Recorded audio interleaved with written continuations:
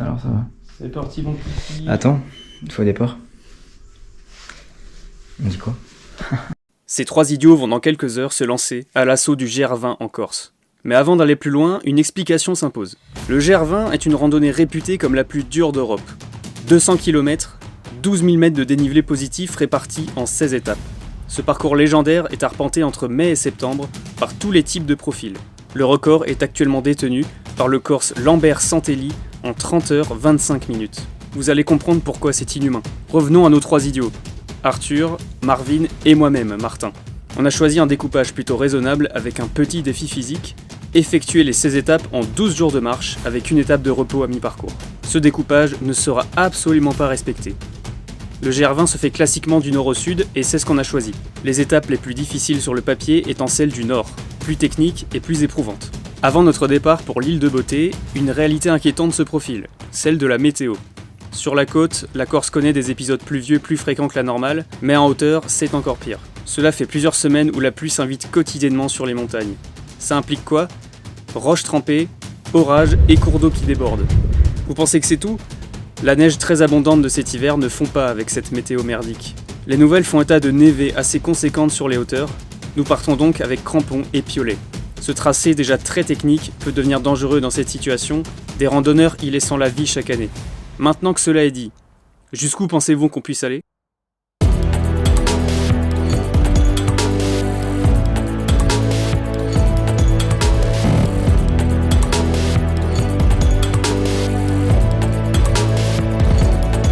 Troisième sieste de la journée pour Arthur. Il est midi.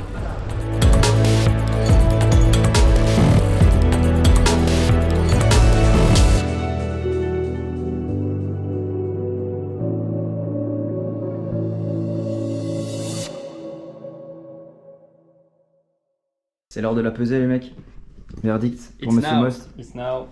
Après des mois de travail. Ah, ça a déjà compté. 18,5. Belle performance. Ok, on est sur du 20,5. 20,35. Et moi, j'ai le plus gros. On va bien se marrer.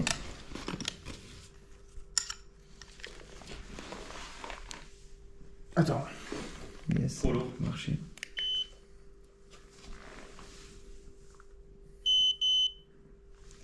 « 20,75. Voilà, C'est demain. il n'y a plus qu'à. La météo annoncée dégueulasse. Ça va être trop cool. T'es pas 8 h. On est très contents. Franchement, la motivation là, elle est au top.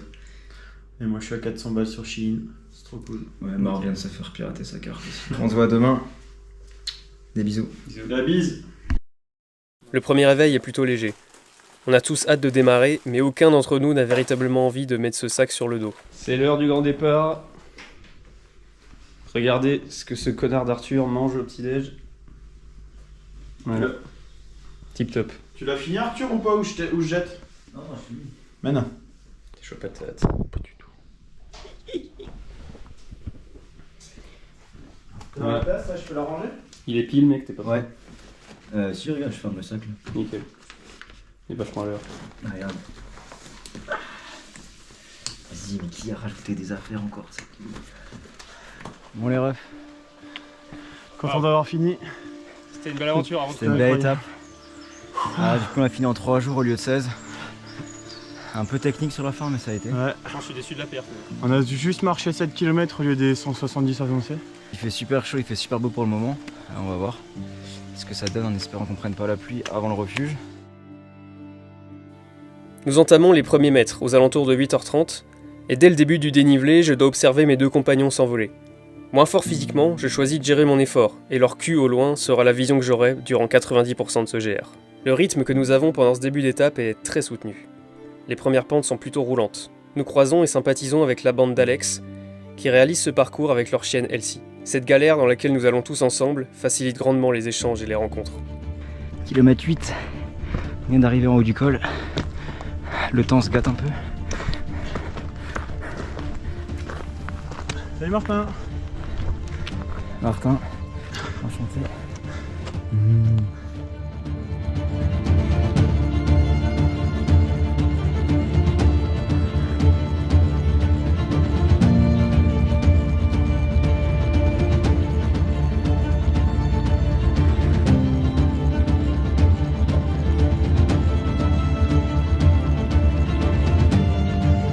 Peu après midi, et au moment où les pentes deviennent plus de l'escalade, le temps se gâte, et nous voilà plongés dans la brume. Un premier orage se profile. Première faute d'inattention et première chute de mon côté. Petite roulade sans gravité dans les cailloux, j'ai compris l'avertissement. Comme vous pouvez le voir, les conditions climatiques sont excellentes. Incroyable, fantastique, formidable. La vue est vachement dégagée, c'est un pur On plaisir. voit tout. C'est pas trop humide, il pleut pas, c'est cool. En tout cas, on commence bien. On est game. Il doit rester un peu moins d'1 kilomètre pour arriver au refuge. Je sais pas quelle heure il est, comme il dit. 13h30. 13h30. On n'a pas encore mangé, donc on mangera au refuge. Et le meilleur joueur est en train d'arriver. C'est notre meilleur joueur. La pluie est fine, donc nous avançons toujours vers notre objectif, que nous atteignons finalement en début d'après-midi après 13 km et 1500 mètres de dénivelé positif. Nous voilà au refuge d'Ortu di Opiobu, le premier refuge de ce voyage. Première chose à faire en arrivant, c'est de monter la tente. Sauf qu'on se rend compte qu'on n'a pas de sardines sur l'une de nos tentes. L'occasion de remercier Quentin, qui par son action fait aussi un peu partie de l'aventure. L'accueil est très chaleureux et le programme sera le même après chaque étape. Demander des nouvelles de la météo pour le lendemain, sympathiser avec les autres marcheurs et se coucher tôt pour le lendemain. En particulier demain, car nous avons prévu de doubler. État des troupes. 8 morts, 6 blessés.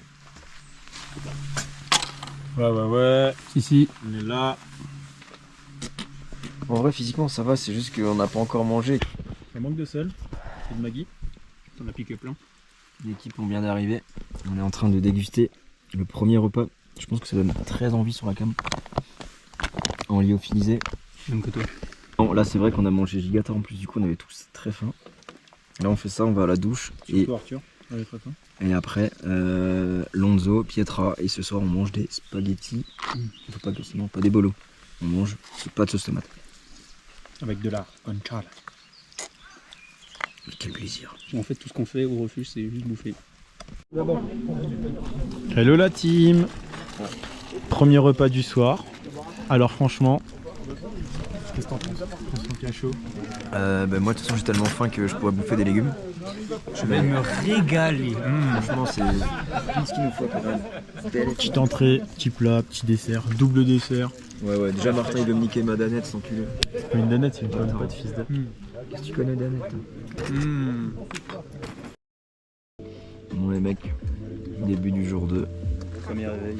La nuit fut longue mais pas très réparatrice pour autant. Longue et courte. Là on est au petit déj, pour le moment il fait beau.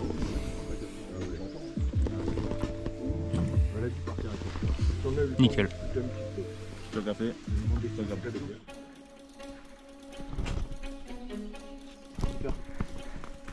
On vient de partir du refuge.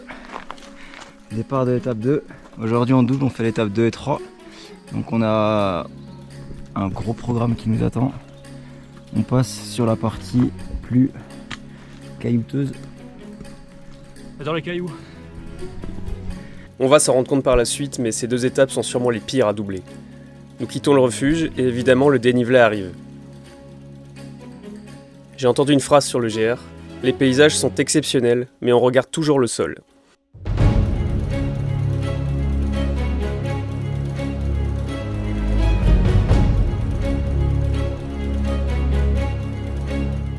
C'est ce qu'on a pu vérifier. Le parcours est tellement accidenté qu'on en profite peu. Soit ça monte, soit ça descend, et c'est même pire quand ça descend. Le GR, c'est pas de la randonnée, c'est de l'escalade. Mais il est toujours possible de s'arrêter un instant pour profiter de ce paysage.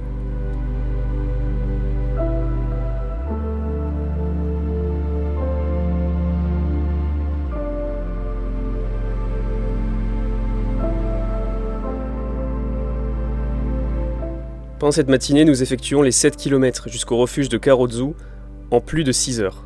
Impossible de grappiller du temps avec un relief aussi escarpé. Nous nous renseignons même pour planter la tente, car doubler maintenant nous semble hautement improbable et même dangereux. On a clairement sous-estimé cette étape. On décide alors de se dépêcher et de repartir.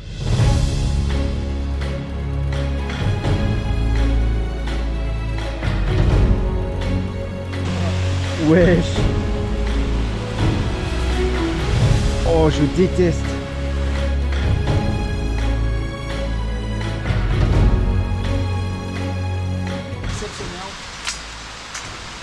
Waouh. Ressenti? Je gerbais. Et après une demi-heure de marche, la pluie fait évidemment son apparition. On comprend alors la difficulté de ce parcours sous la pluie. Des roches lisses mouillées se dressent devant nous. Le temps commence à vraiment se dégrader, là il commence à pleuvoir. On le voit sur, je pense qu'on le voit sur la caméra, les cailloux sont vraiment trempés, le brouillard monte. Marv et Martin arrivent. On a encore des portions avec chaîne. C'est super dangereux, faut qu'on fasse gaffe. Nous sommes concentrés au maximum, la moindre glissade pouvant nous emmener en bas du ravin. Je viens de passer la section avec les chaînes là, c'est super dangereux, vraiment j'ai flippé. Là je suis vraiment pas serein, c'est super glissant, en plus mes pompes elles sont presque mortes.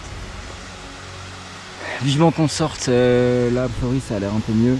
On retrouve des chemins où on a plus d'adhérence. Alors que chaque fin de montée est une petite victoire, une autre se profile à chaque fois, précédant une descente plus périlleuse encore, car la pluie continue. Je viens de me changer là, j'étais trempé. Et putain on en chie. C'est vraiment dur. Cerise sur le gâteau, au moment d'entamer la dernière descente, une fringale me percute de plein fouet. Les 2 dernières heures furent parmi les pires de mon existence. On vient de commencer la descente là. Même si ça remonte un petit peu. Là c'est super dangereux parce que bon, t'as pas vraiment le droit à l'erreur. Si tu glisses sur un caillou, tu finis en bas. Le temps c'est de nouveau couvert, ça change toutes les 10 minutes. Seule chose à faire, avancer, un pas après l'autre, et avoir assez de patience pour répéter cela jusqu'au refuge d'Ascou que j'atteins à 20h30 sous la pluie battante. Maigre satisfaction, nous dormons dans un refuge, et donc dans un lit. Le réveil est difficile. Nos chaussures, encore trempées de la veille, nous partons vers 8h30, un choix encore discutable de notre part. En partant, une femme nous explique que l'étape d'aujourd'hui est tranquille. Elle sera très déçue par sa journée. Car aujourd'hui c'est un beau morceau, avec le passage à la pointe des éboulis à 2400 mètres, le point le plus haut de ce GR20, avec un petit bonus, 500 mètres de dénivelé avec crampons avant le sommet. On vient d'arriver dans la section neigeuse.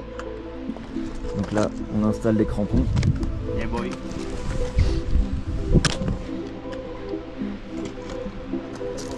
Faut qu'on monte tout en haut. A priori on a bien plus d'1 heure d'ascension.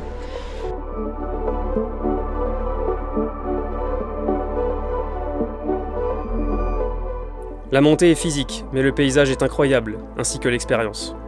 Jusqu'à la fin de matinée où le brouillard s'invite, au moment où nous atteignons le sommet. Nous enlevons nos crampons et la pluie s'invite à nouveau. La descente qui arrive, je ne l'oublierai jamais.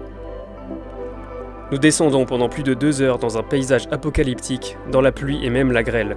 Cela a de quoi faire froid dans le dos. De nouvelles plaques de neige se présentent devant nous. Détrempés, nous choisissons de les contourner, au contraire de nos amis suisses qui slident sur le névé. Arthur parvient à les rejoindre pour récupérer la trace du vrai chemin. La suite est un enchaînement de pas pour la survie, les roches étant si glissantes que chaque faute serait potentiellement fatale. Au bout de l'épuisement mental, nous arrivons au refuge de Tiguetou, où nous accueille un bon lit. Non, c'est faux. Nous aurons seulement le droit de planter notre tente, de boire une pietra à 14 € et de prendre une bonne douche froide.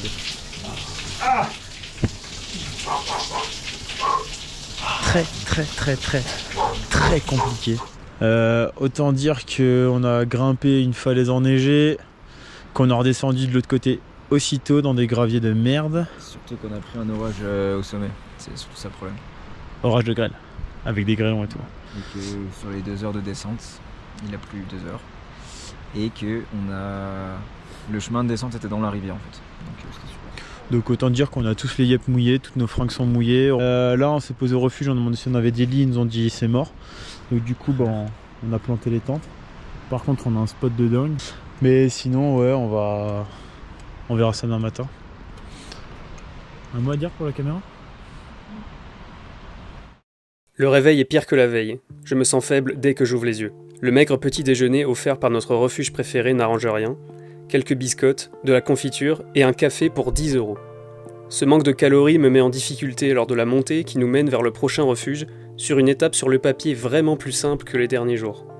La faim s'empare de moi et mon énergie me quitte. Je puise dans ce qu'il me reste pour atteindre le refuge de Siotoulou, proche de 2000 mètres. Le temps menace une nouvelle fois alors que nous plantons nos tentes. Jour 4, la météo est toujours aussi bonne. Il fait super chaud. Pas du tout. On vient d'arriver au refuge. C'est important les mecs. Sans coiffure. Comme vous le voyez. Hein. Marvin apprend à lire. Les sources du Golou, le fleuve le plus long Corse qui compte 75 km sont toutes proches du refuge. C'est à partir de ce moment-là que notre itinéraire va être un peu modifié. En gros, on avait réservé un refuge à Siotoulou di Mori, c'est ça hein. Donc c'est une petite étape toute courte après l'ascension qu'on a fait hier. On avait décidé de pas la doubler de base pour pouvoir se reposer. Seulement c'est qu'on n'avait pas spécialement calculé les 1900 mètres d'altitude du refuge. On a mangé un petit truc chez eux et on s'est un peu concerté, on a vu d'autres gens, on a discuté avec eux. On a décidé de reprendre la route, d'avancer sur l'étape de demain. On croise normalement 2 petits villages, donc du coup certains ont été aménagés pour les bivouacs. Donc du coup on va essayer de se caser là-bas, histoire de raccourcir l'étape de demain. Nous croisons d'autres marcheuses sur la route qu'on salue bien, et après un petit échange, nous repartons jusqu'à Castel di Vergio, où nous obtenons un confort plutôt agréable, sur le papier.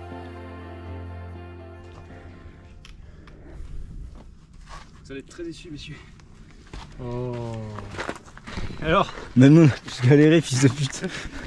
Marv qui vient de perdre pour combien? C'est à toi, mon ami. Je peux m'aider des bâtons ou pas? Ouais. Juste pour me tenir un peu. Allez, on te l'accorde. Oh.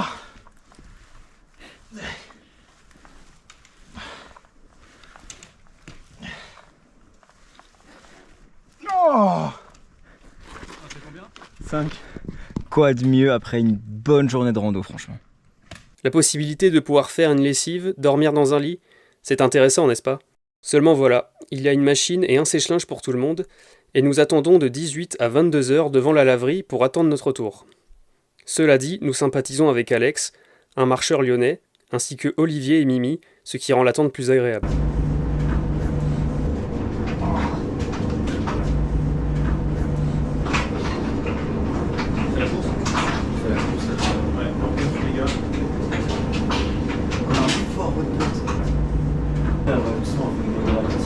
Oh, je l'ai. Après avoir enfin lavé et tenté de sécher nos habits, nous allons prendre un peu de repos dans notre chambre partagée avec un randonneur américain.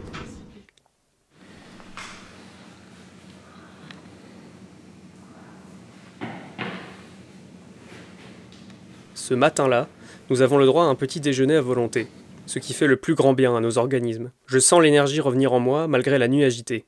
Nous partons sur un chemin plutôt favorable, où nous pouvons enfin dérouler les jambes. Le temps est toujours pourri. Là on a une étape plus courte que prévu puisqu'on a fait un petit peu plus hier après-midi. Aujourd'hui le moral des troupes est au plus bas. Martin et Marv n'ont pas dormi de la nuit, on était on a dormi au sec dans un refuge, mais il y a un petit frérot qui a dormi avec nous. Attendez, vous vous rappelez qu'on a partagé la chambre avec un mec? J'ai pas dit ça par hasard, on se souviendra de lui. Qui a ronflé toute la nuit, moi j'avais les boules caisses, je l'ai pas entendu. Les Chinois c'est les seuls mecs qui sont discrets toute l'année sauf la nuit, putain.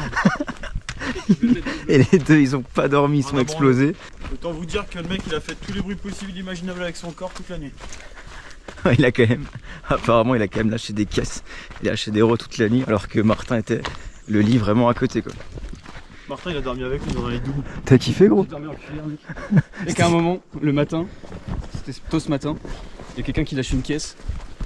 Et Marvin et moi on était réveillés. Et Marvin il me fait: mec, t'as lâché une caisse? Je dis non, et toi? Il dit non. Et moi je demande: bah c'est Arthur, il a dit non. Bah on était que 4 dans la chambre. Est-ce que c'est bon pour Et le vous? mec dormait. Bah pas trop du coup mais... Nous rattrapons Alex et ses deux compères lyonnais.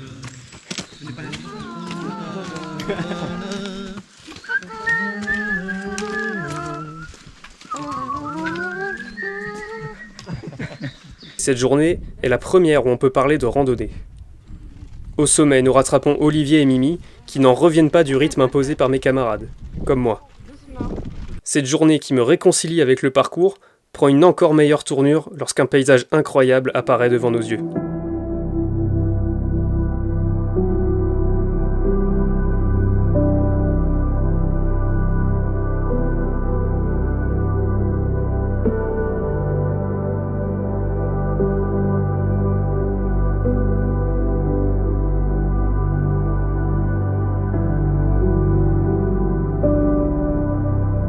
Le soleil tape, sensation jusque-là inconnue pour nous. Nous nous autorisons même un repas en bord de rivière. Allez,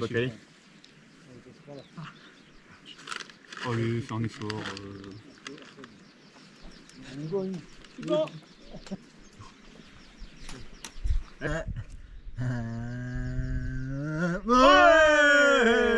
Ça c'est mon pote ça.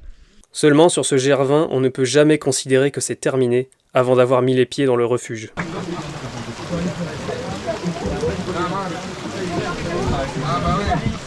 Pour moi, ce qui est sûr, c'est qu'on n'aura pas froid ici.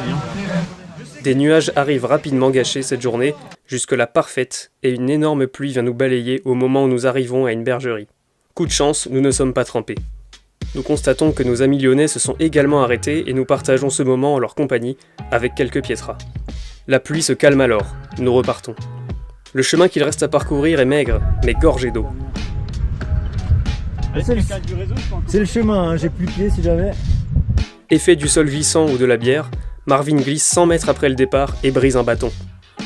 Le pauvre qui avait mal commencé sa journée doit maintenant finir l'étape avec un seul bâton. Que ce GR est dur nerveusement. Ça va bro? On est pas bien là. Franchement la Corse. Oh ouais. Oh ouais. Oh, il en a plus rien à foutre. On a rien à branler, on va au refuge là. Et je vais dire à Marcel de faire un feu dans la cheminée pour que je fasse sécher mes pompes. Parce que là ça me fait plus cul. La journée commence bien non? Ta gueule. Et dis-toi qu'elle est pas finie. Ta gueule. On te demande double. Ta gueule. Franchement, c'est rigolo, non? Ta gueule. Poussez-vous là, j'en ai pas rien à branler.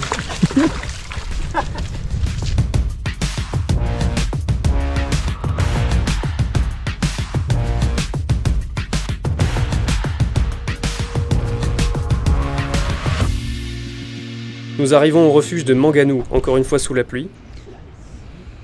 Bon l'équipe, on vient d'installer les tentes. Le temps ça va un peu mieux. Le moral, ouais un peu. On vient d'acheter des spaghettis là, on va aller se régaler. Et on continue. Le moral est bas, et nous envisageons tous les scénarios pour la suite, afin d'éviter les mauvaises conditions qui gâchent notre aventure. Devoir monter sa tente devient une expérience très désagréable, et la nuit froide et humide l'est tout autant. Donc du coup, on part à quelle heure demain? L'acteur. 6h. 6h. 6h on décolle, donc 5h on se lève. Ouais. 5h. Tu me le réveilles Martin? Parce que ton réveil est bien casse-couille, il me donne bien envie de me lever. Après gros, si on part à 6h20 on s'en fout. Enfin, tant que... Non mais. On va partir à 9h30. On part Non. à 8h? Ok, 8h30 on est encore là. 5h on se lève quoi qu'il arrive, mais si on part à 6h ou 6h15, je veux dire voilà. Nous décidons de rester sur notre programme et de doubler les étapes de demain, en partant tôt cette fois. Jour combien? 6, jour 6. Jour 6. Réveil 5h. On est en route, on est en train de monter au refuge de Petrapiada. Vraiment il fait super beau. On va traverser quelques névés tout en haut. Nous démarrons directement par une grosse montée. J'ai un peu le moral dans les chaussettes, mais je continue pas après pas. J'arrive au dernier mètre enneigé et j'aperçois la tête de mes camarades au-dessus des rochers. C'est le sommet vers la brèche de Capitelou, un paysage exceptionnel qui récompense nos efforts. Pas le temps de faire décoller mon drone, il faut terminer cette journée avant que la pluie ne nous rattrape. Et vous êtes filmés les gars. Et bah voilà. Attention, hein, ça glisse. J'aime les cailloux. C'est bien les cailloux. Ça glisse pas les cailloux. Nous retrouvons par endroits un parcours semblable au premier jour.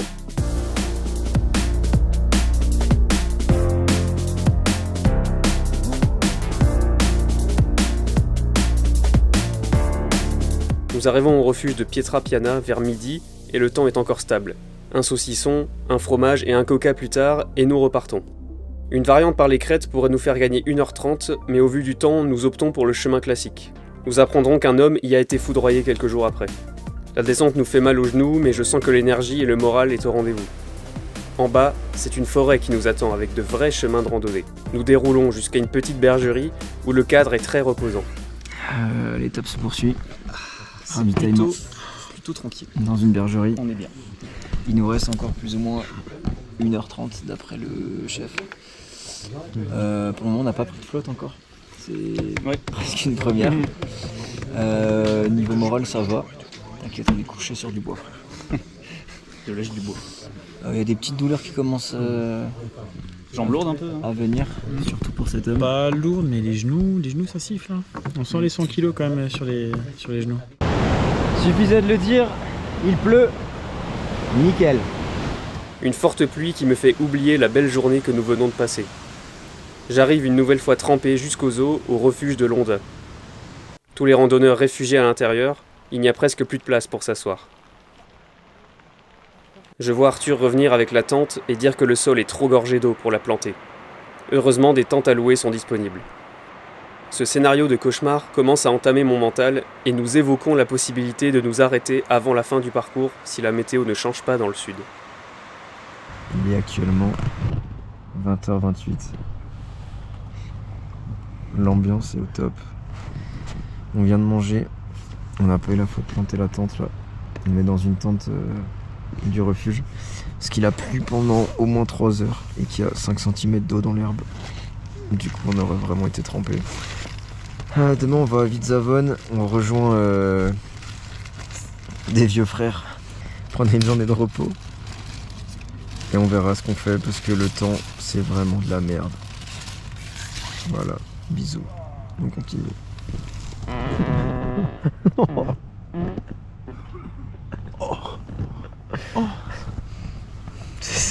C'est un appel à l'aide, vraiment sauvez-moi de cet enfer.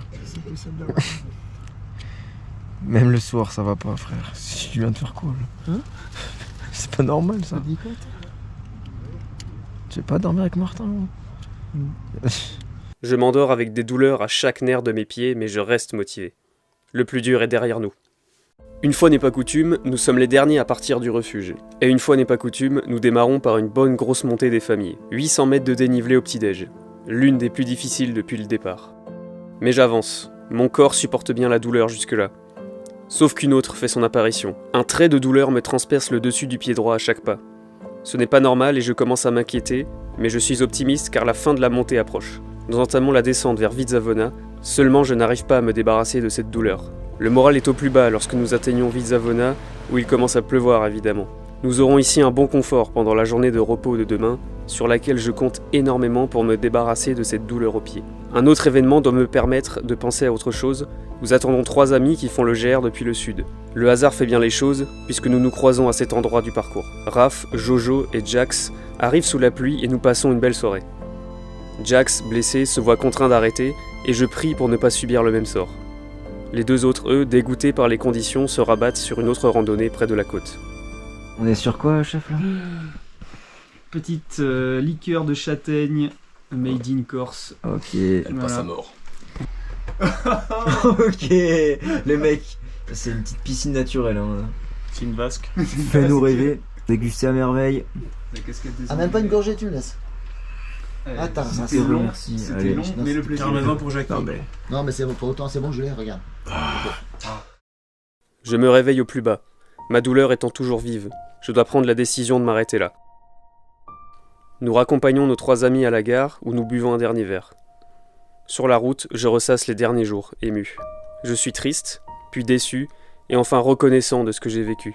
Arthur et Marvin décident de presser le pas les jours suivants pour terminer en 3 jours au lieu de 5. Je décide de m'exiler sur la côte pendant 2 jours pour faire passer la pilule. C'est donc la dernière nuit que je passe sur le GR20. Du coup demain avec moi on part à 5h du mat, on double. Initialement il nous reste 7 étapes qu'on devait faire en 5 jours. On va essayer de le faire au minimum en 4, en 3 jours si possible. Du coup ça va être un beau petit défi sportif par jour. Martin va récupérer la caisse à Bastia et viendra nous chercher à Conca du coup. Et il n'y a plus qu'à. Pendant... Non, c'est toi. 36 francs pour mon ref, à plus. Il est 4h50. Ça pique. Et bien, let's go. Aujourd'hui, on double, on fait 2 étapes. On a un peu plus de 30 km, on a 34 ou 35. Et plus de 1500 de dénivelé, donc on a une belle étape. On est parti à 5h. Et voilà, c'est juste parti en fait.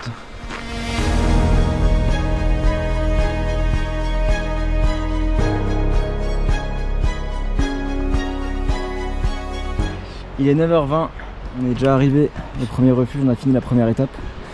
Donc on a pas mal d'avance, on a mis 3h08 à la place des 5h30 annoncées.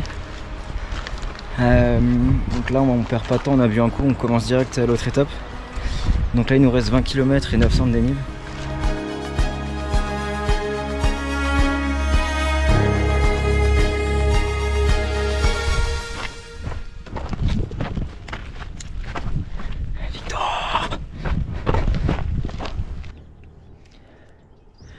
Il est 5h, on est presque à l'heure pour une fois.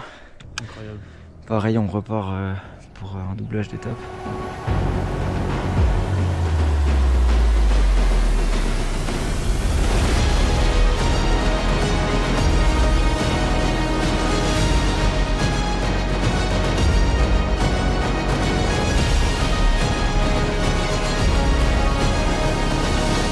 Parce que là, sur un ressenti sur 10, en termes d'horribilité, je dois être à 13.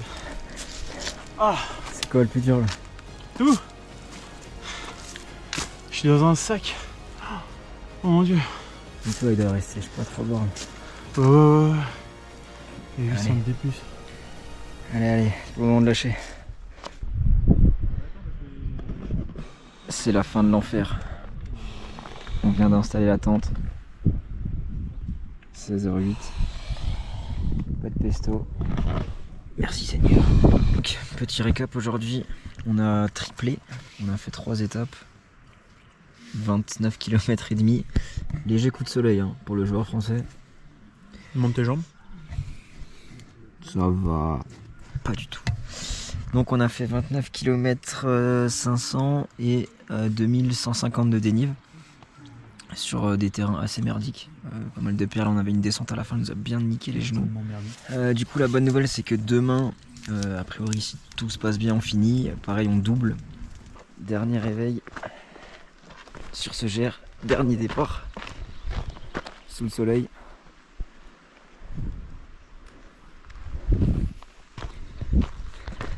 C'était pas le réveil le plus simple. Mais quand on se dit que ce soir on a la plage, ça motive pour aujourd'hui.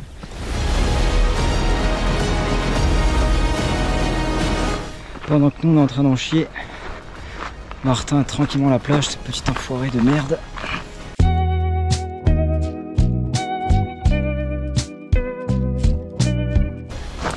Par contre il commence à pleuvoir là. Ça, c'est stylé aussi.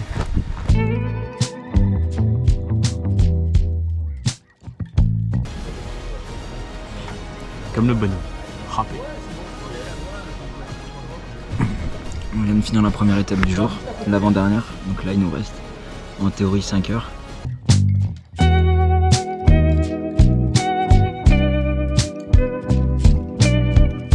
Bon, fini la solitude. Il est l'heure d'aller récupérer les poteaux à Conca, l'arrivée de ce GR20.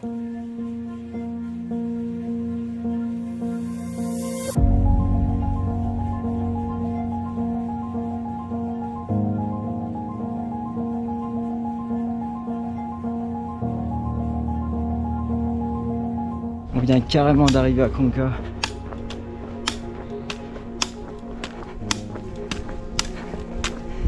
Qui est-ce qu'on voit? Merci Seigneur. Tu es notre sauveur. Cette putain de Clio de merde. Ta gueule. Where is the panneau? Fin du GR. Les gars, Ah, désolé pour l'odeur. Tu vas mon ref, ça va? alors ça. Ça va le pied? Moi, mieux. Ça va mieux? Parce que les nôtres ils vont pas bien du tout si jamais. Mec là, putain tu sens bon. Ouais, ils sont trop beaux gros, j'ai envie de t'embrasser. Et là je vois, Ça vous je vois mes claquettes, j'ai envie de... On finit jusqu'au bout? Ah bah oui, bah là... Fils de pute.